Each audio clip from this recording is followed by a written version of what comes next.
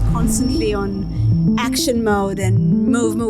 And I was able to be successful with my businesses at a relatively young age, I guess, at around 30. Then other things didn't necessarily work.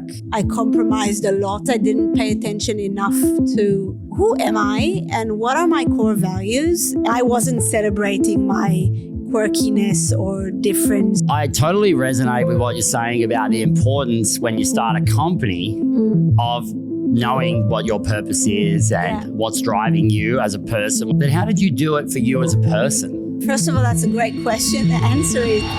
Meirav Ambar is an experienced CEO, innovative entrepreneur, and board member with over 20 years experience in building and leading global FMCG, which is fast-moving consumer goods.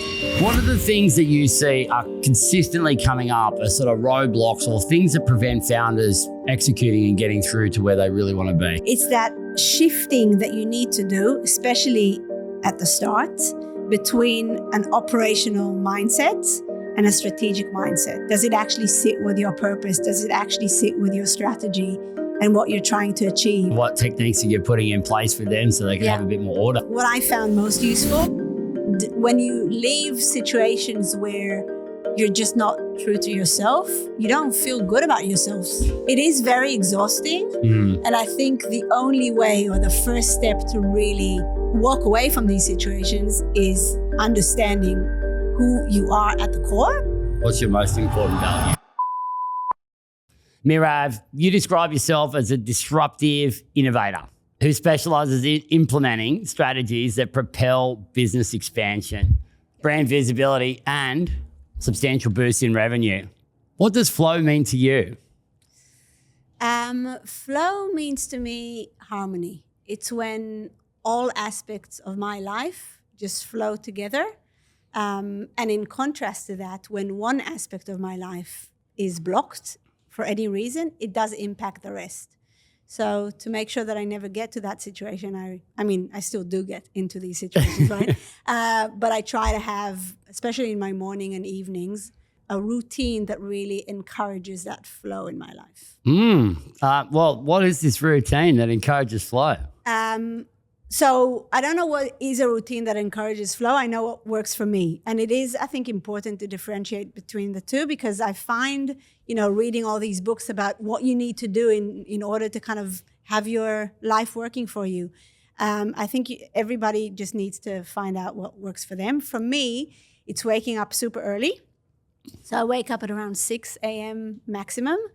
I sit in quiet with myself, drink a tea that I was given by my meditation mentor. I do meditation, and then I listen to relaxing music.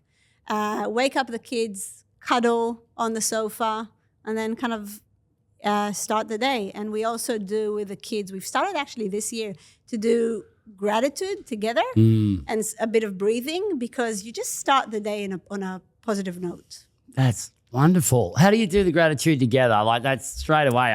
I need to picture this scene. We sit on the floor.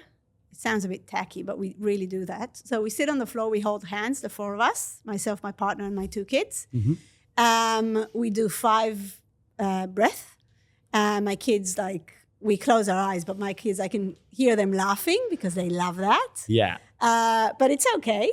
And then we say what we're grateful for. And usually my kids say our cat, but at least they experience that from us. So even if they still don't say it, at some stage they'll appreciate what it means. I love that. I think so. So much. Your kids are a similar age to mine, 9 and 7, right? Yeah. You've got a boy and a girl. I've got a girl and a girl. Yeah. Yeah. So I feel like it's a very impressionable age. And it's an age where, it's not just I feel like it. I'm doing a bit of research on it at the moment too, wanting to be a great dad. Yeah. So that's my wife. And we're reading a book called Tweens by an Australian author, psychologist, and just how much change is going on. The adolescent period is 8 to 25 or something. Yeah. And that 8 through to 12, that middle period there where they're just becoming, what's changing is we're the center of their life at the moment. Yeah. And it's starting to transition to them having a thought about who they are in the world, where they fit in, if they fit in, who they kind of idolize. And there's so much change going on at a neurological level, a physical level, and our relationship changes too, right? Yeah. So those practices, they seem something that's very pure and very personalized to you, and it's sort of brought together a gel and harmony. Have you always been like that?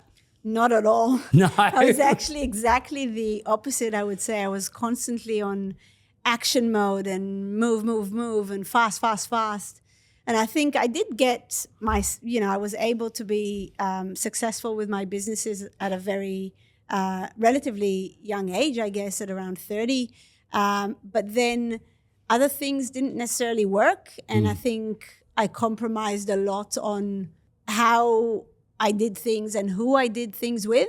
And I think it's because I didn't pay attention enough to, wait, who am I and what are my core values and who are the people that I want to spend my life with at, on a personal level, business level, and what's important to me. Because when you start a business, it needs to represent what you believe in, and the business values need to align with your values. And the fact that I didn't even know what my core values were didn't allow me to really live by that rule. So I think the first thing that I did was really understand who am I and what's important to me, and then kind of clear my life and know that it's not just about moving as quickly as possible. It's actually about moving slowly sometimes and having like the wider perspective.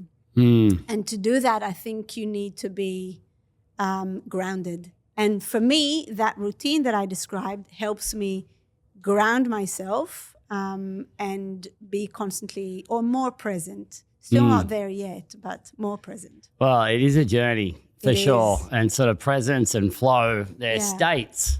So we can't permanently be in it. It's a state, because otherwise it'd just be normal. We're not going through phases or zones. Yeah. So I totally resonate with what you're saying about the importance when you start a company of knowing what your purpose is and what's driving you as a person, what your values are, and then how that informs the company. And I feel like there's a lot of process around for helping determine that in a company. But how did you do it for you as a person?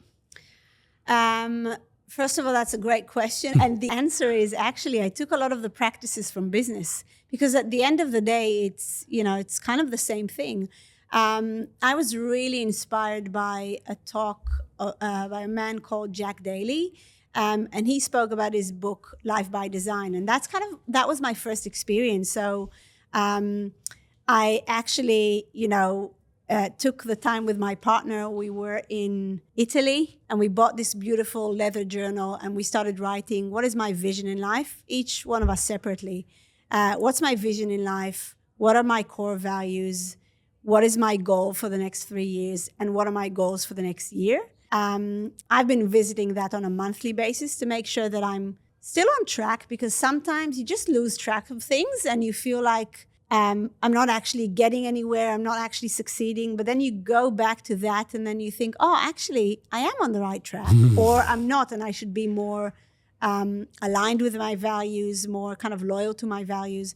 So I actually utilized a lot of the things that I do for business in my personal life. Isn't that interesting? You made a comment before that people have asked me if I was going to put something on a billboard.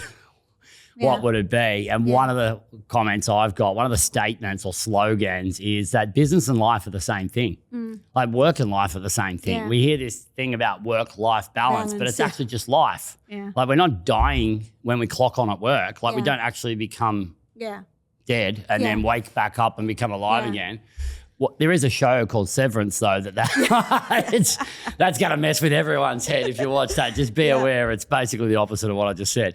But business and life are the same thing. So we can take a lot of tools from business, and I'd say that most businesses have taken a lot of tools from life. That one there sounds like it's been very valuable. When did you start that journey? I started that journey about 2 years ago. I think something really shifted when I reached 40. What was going on before that, though? I don't think I was really true to myself. I think I wasn't as confident as I am today because I wasn't really sure what my core was. I didn't think much of it. I think then focusing on what is important to me and what is my number one core value, and just making sure that I live by it. And I choose friends, partners, relationships in my life that align with that value. And then if it doesn't, what I managed to do, I think, post 40, is actually to confidently say, it's okay that it doesn't align with me. It doesn't mean that I'm right, I'm wrong, they're right, they're wrong. It just doesn't sit. It doesn't align together. We don't align with the same values. It's totally fine. There's no right or wrong. And I think having that understanding and being confident enough to step away from opportunities sometimes and situations that just don't align with my values, that was the biggest change. What's an example you could think of where you didn't align with someone in values in business and how that turned out? There were partners along the way that we just didn't share the same values, and it just didn't work, and it's fine. And as I said, there's no right or wrong. We just splitted ways, and I think it's the best thing for everybody. So I think those are the kind of examples where, but it's not just in business. I honestly think also I have some examples in life with friends that, you know, there might be people that I really appreciate and love, but we just don't align. And when you leave situations where you're just not true to yourself, you don't feel good about yourself after, right? You just feel like you're trying to kind of change the way that you are to adapt to a situation, and it doesn't work. So it's very tiring. It is very exhausting. And I think the only way, or the first step to really walk away from these situations, is understanding who you are at the core. And for me, it's values, right? And what's important to me. What's your most important value? Generosity. I like that. Tell me more about generosity and what it means for you. For me, generosity is, I know it might sound a bit strange, but for me, generosity is close relationships and warm relationships. I can't do transactional relationships, not even in business. I don't see any business partner, service provider, employee, anyone, I never see as a transactional relationship. And people who do that, or companies or service providers who do that, just don't fit with my company, right? Or with me. Yeah. So yes, so I think that is probably one of the key examples. And this is kind of my core value. Yes, it's generosity mainly in that aspect, but also giving, not necessarily money, but just being generous with your time. I enjoy so much mentoring other founders and other startups through StartMate. And that's just giving of my time to other people. Yeah, it is a great way to give, absolutely, especially if that's a value that you're holding. Like creativity and contribution are very important to me. Exactly. So like I have to keep creating. And it came up in all of my personality profiles every time I've ever done one, like visionary, creator, inventor, like all of these things. Yet I stayed in roles where a large part of my workday was building rapport, coming up with a strategy, which like gave me that creativity buzz, but it was a short range strategy and it was out of a toolkit of stuff that was largely already decided. Yeah. And so like it was right at that end piece where I'm helping them execute something, but I'm not designing a system that's going to help hundreds or millions of, hundreds of thousands or millions of people. And as soon as I realized I need to be creating all of the time, not some of the time, then I was able to engineer myself out of other roles that other people have as their kind of flow. Yeah. And again, what was the first step? Getting to know yourself, the personality test, right? Like you were the same probably your whole life, but when you do this test, when you really do that kind of process or journey with yourself to understand yourself better, then you can also make decision accordingly.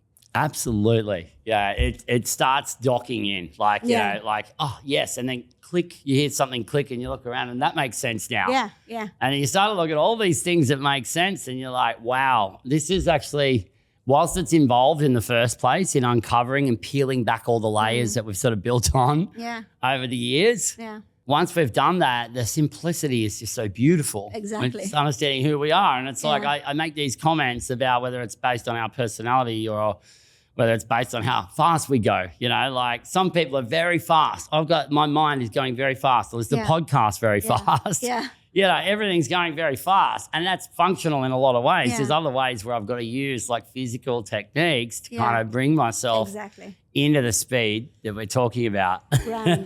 Yeah. And I think it's also removing ego, don't you think? Definitely. Those layers that you described for me are just ego that we were just used to our whole lives. But when you remove them and you really focus on your core, it's actually beautiful. Yeah, I think, and the ego can play a useful part. Like if I look at ego, this has just popped into my mind. It's not like I've formed this theory my whole life. But I sort of think about ego as like wearing a jersey for a sports team, because that jersey matters to that team when you're in that mode, when you're on that field. But if you wear that jersey everywhere you go and you tackle people at the bus stop and, you know, try and catch everything that's above someone's head like a basketballer or a footballer or whatever, it's going to be weird. Yeah. And it's the same with like how we show up in the world. Like my natural state is to be spinning quite quick, like things are spinning quickly. It feels like it's all in sync to me and it's calm. Yeah. And I say to people, like Ferraris don't go that well on the sand dunes. But you can get special tires and gearboxes for them and they'll probably go great. So it's all about adapting yourself to the situation. Yeah. Yeah. And the circles of people that we hang around. So you made that comment before in relationships, not just in business relationships. The transactional relationship is something that does frustrate me a lot. And I see it a lot, particularly in B2B sales, where someone just suddenly emerges on the scene and they're everyone's best mate. And they're using the terms like we're mates, you know, like we've been mates for ages. Oh yeah, I'm mates with MK or I'm mates with, you know, or whatever, you know. So do you see that in your world and how do you avoid it now? I do see that in my world. I think the way to avoid it, for me at least, or the way to build real partnerships is by truly understanding the other side, but also making sure that they understand you. So it has to be a long-term win-win relationship or win-win situation or partnership. And for that, I need to understand what they care about, but truly care about. And for my clients or customers, it can be how they're perceived by their managers. It can be business success. It can be anything. It can be simplifying things for them so that they can spend more time with their family.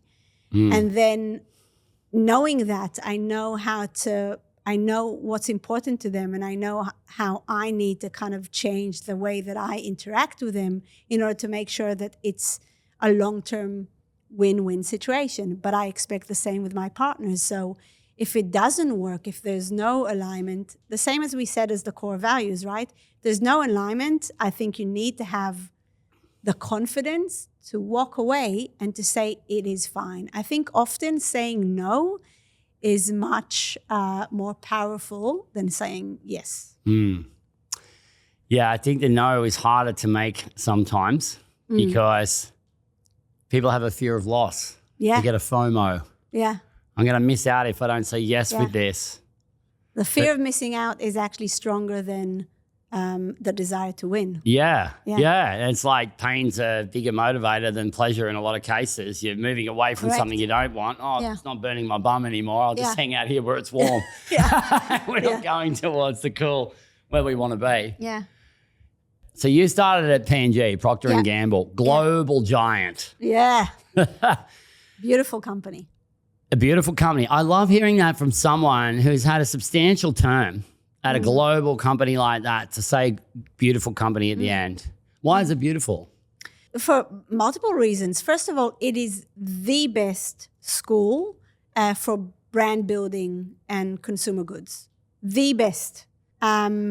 And I love some of their principles. One of them is, for instance, growing talent from within, which is beautiful. You join very early your career and they basically teach you everything. So it's like a university combined with career, right?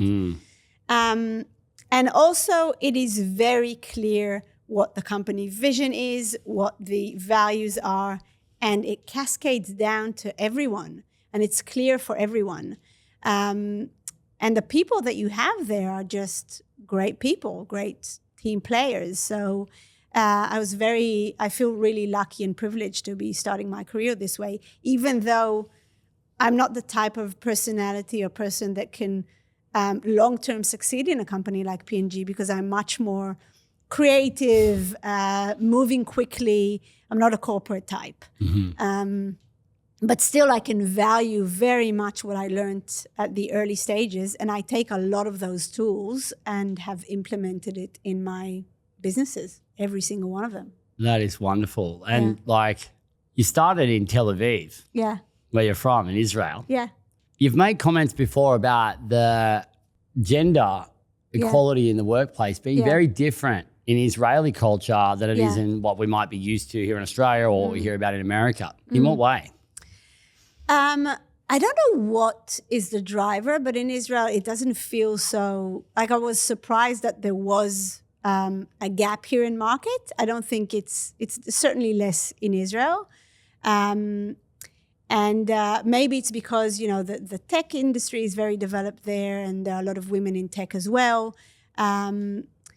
I think it's just culturally where it's probably more equal. I'm not really sure why in the Australian culture it's not as equal. Maybe it's because it's more comfortable here and not both, parents need to work. And then it's often the women that don't work and stay with the kids. So that could be the case. Okay. But yeah, I found it actually quite surprising in Australia. But I think we are getting better. Okay. Yeah. Okay. Yeah, it doesn't sound like something you're observing as a major problem here in Australia. No. That there's a specific. Would there be anything you'd recommend to close that gap, even though it is closing somewhat? I think everybody needs to do their part in the journey, right? So we need to have what a lot of corporates are now doing, setting, targets for 50% executive women and 50% on boards, as well as, the people themselves just need to do what's right and look at both genders and even try and approach females in areas where you don't see a lot of female, like in tech in Australia. So I think everybody needs to do their part, but I do think it's improving. And maybe it's just because I always had a career, and I now have mainly women in my team. So maybe it was just never an issue for me, but I don't think it's a massive issue in market. Yeah. Well, yeah, it hasn't been an observation that I've made as being an issue in my own companies, because I just assess the person and the suitability for the role and how we're going to be able to deliver on our brand promises to our core customer. Yeah. And just so often it ends up being a female that lands in that seat. Yeah. And, I've got a very senior team. I've got a lot of senior roles that are filled by females in my own companies and in the portfolios. Yeah. So it's really refreshing to hear from someone that they don't feel that there's a major problem, but it's also interesting to hear that, women are very much equal in the workplace in the Israeli culture. Yeah. You made a comment in another article that people tell you you're very direct in business. Yeah. How has that worked for you in business? I think it has a lot to do with the cultural background, right? Because I find Australian culture very much indirect. While Israeli heritage that I have, the culture is very direct. And I think I had to refine very much my communication skills. And I think it worked. It has its pros and its cons, right? Initially, I really tried to work on toning it down and really trying to be self-aware and get feedback from people. And then at some stage I said, okay, this is me. I can try and fight this. I'm never disrespectful. I shouldn't say never, but I try never to be disrespectful towards people. And I do say that in advance, this is my approach or this is my style. I do not mean to offend in any way. If you find it offensive, please come to me. Some people do. Some people still feel that they don't like confrontation, so they try to avoid that conversation. But I think it helped me work quickly. I put everything on the table. I don't understand subtext. So things tend to be just clearer and move quicker. But on the flip side, sometimes I am perceived, I guess, as a bit aggressive to some people. And that is what I try to kind of say in advance. I do not mean to be perceived as aggressive. I don't mean to be aggressive. This is just my communication style. Yeah. I think that your emphasis on your cultural background and the tools you've put into place to let people know this is me. I mean, there's really something quite powerful and beautiful in that, even if it's been a later in life discovery that authenticity is just so valuable. Yeah. And other people have the opportunity now to figure out, like if it was a product on a shelf, if people were a product, you'd want to know the details of what you're going for. You'd be filtering, you'd be filtering your search. You'd be like, you don't look at every product and go, these all could work. Yeah. But as humans, we're sort of like, oh no, we need to be everything to everyone so that everyone can like us, because like collecting friends or something. Yeah. But then if they're sort of shallow and they're not based on a true understanding, then it's not that longer term relationship that we're after. And it may not work for everyone. Like I do not work for everyone. I know that for a fact, and that's okay. It's okay. And I need to be okay with that as well, which I'm continuously, working on. Yeah. That's been one of the things that I've been continuously working on too, particularly in the last sort of 5 years. Like, I've found in business, and like you have sort of indicated here, that we've got these sort of success milestones that we have, and we sort of want to make sure that we are adaptable to all the potential customers and all the potential people who might want to work for us and the like. But the measurements are very extrinsic. Yeah. And then when we sort of check in with ourselves, like, does my life feel successful overall, not just on that sort of like extrinsic motivator level?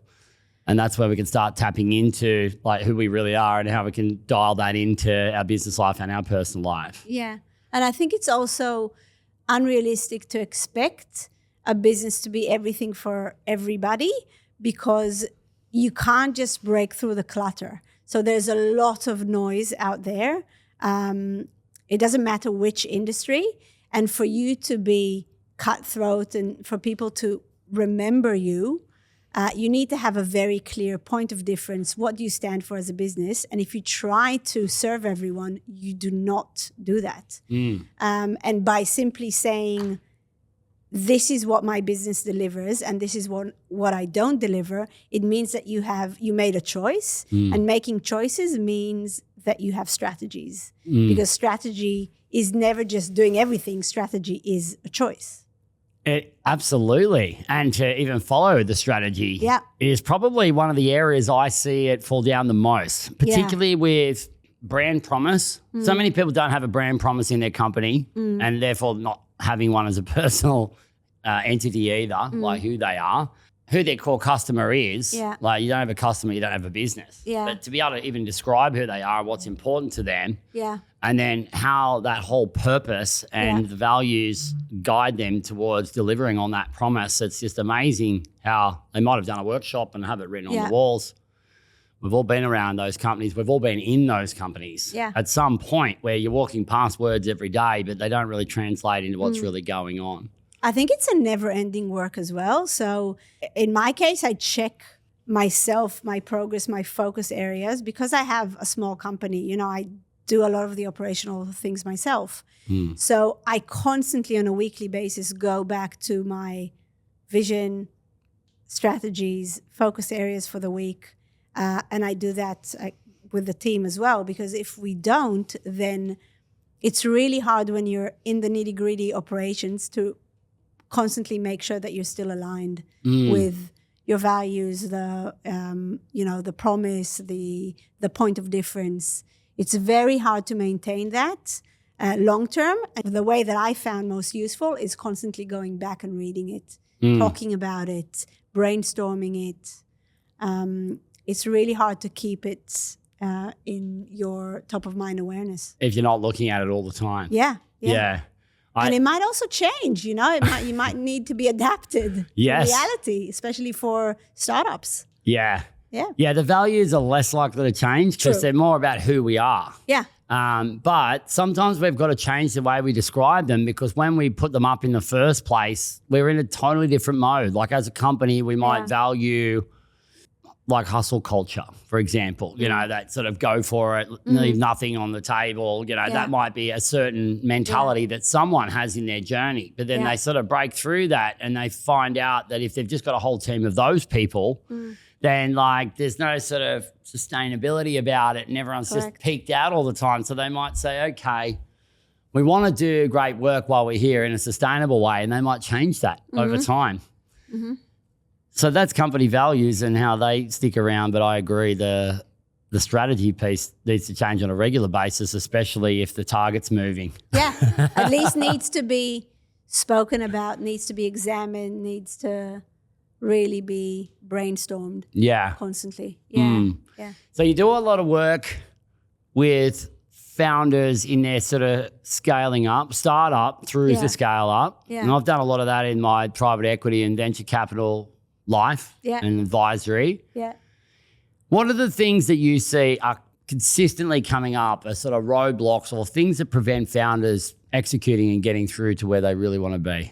So it's actually what we just spoke about, right? So it's that shifting that you need to do, especially at the start, between an operational mindset and a strategic mindset. Oh, and isn't it a hard switch? It's such a hard switch. It's such a hard switch because if you don't focus on the operation, then you don't move quickly enough. You need to show traction. You just have to be involved in the business operation as a founder.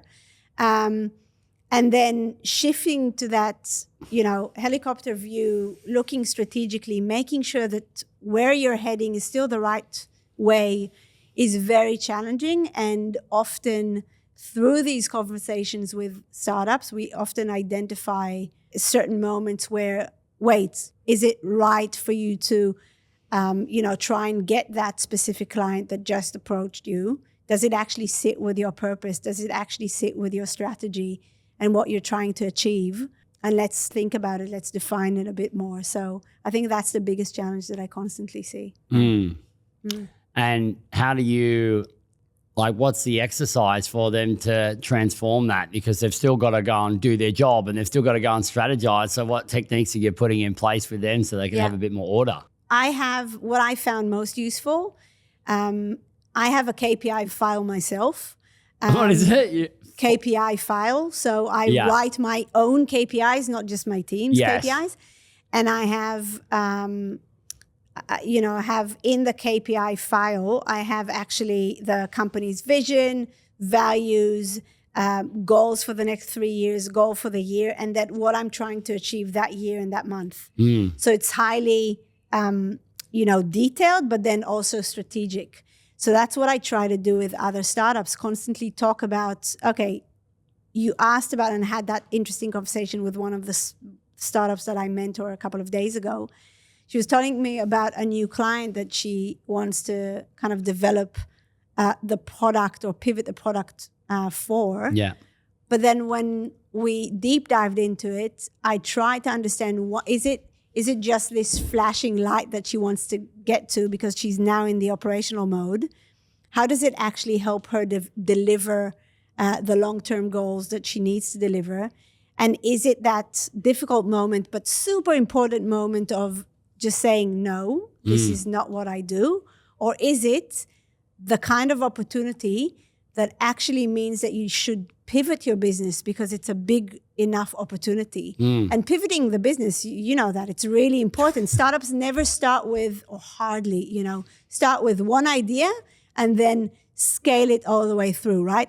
They pivot constantly, but you also can't pivot in a way that is not strategic, right? So I guess I'm trying to help them understand, is it that moment where you need to pivot, or is it that moment where you just need to go back to the strategies and then say no to an opportunity?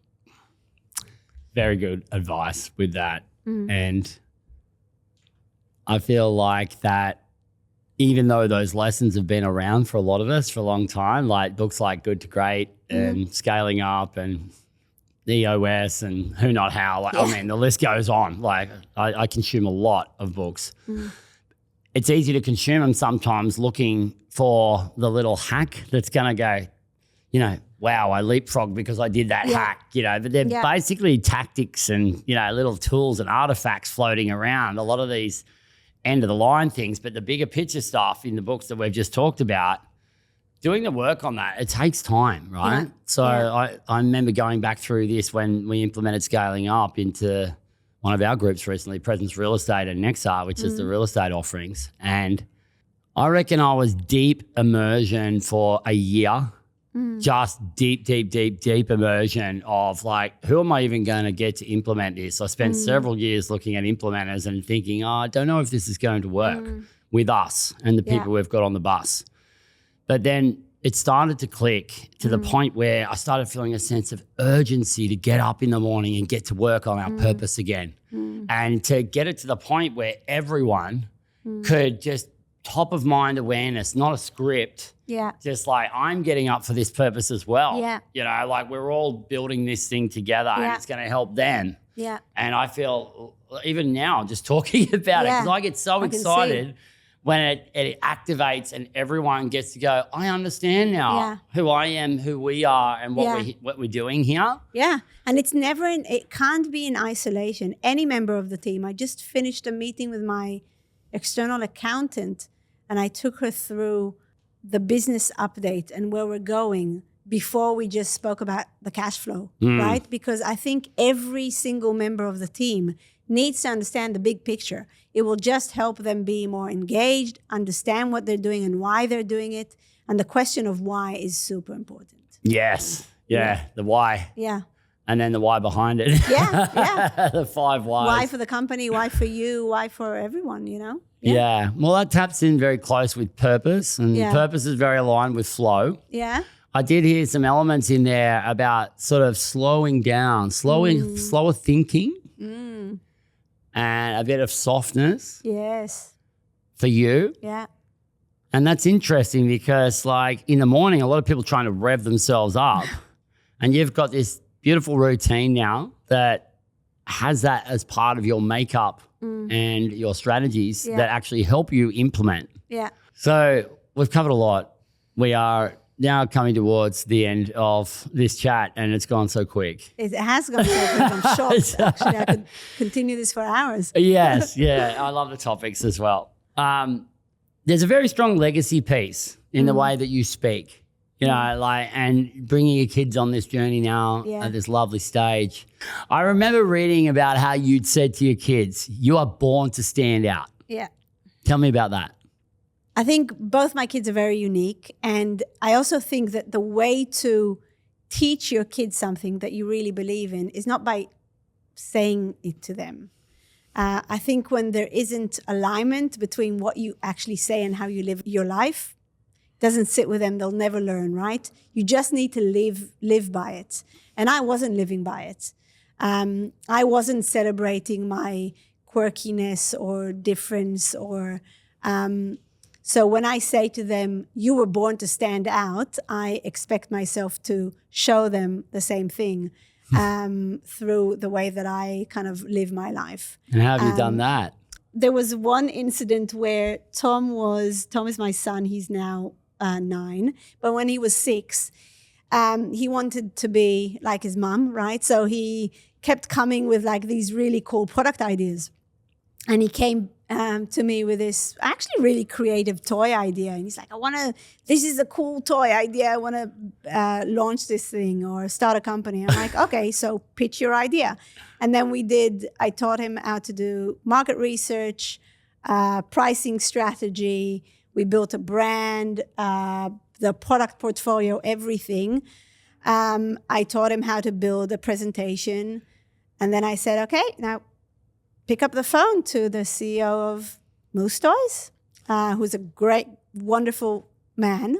And he invited Tom to come to his house. And and then I also taught Tom, you need to wear a nice shirt when you go to pitch something, right? So he pitched, he dressed up really nicely, went to Paul Solomon's house and pitched, his toy idea without any front teeth. And but he was great, and I actually have it on video. It's amazing. I love that. Yeah. I want to know what this toy is.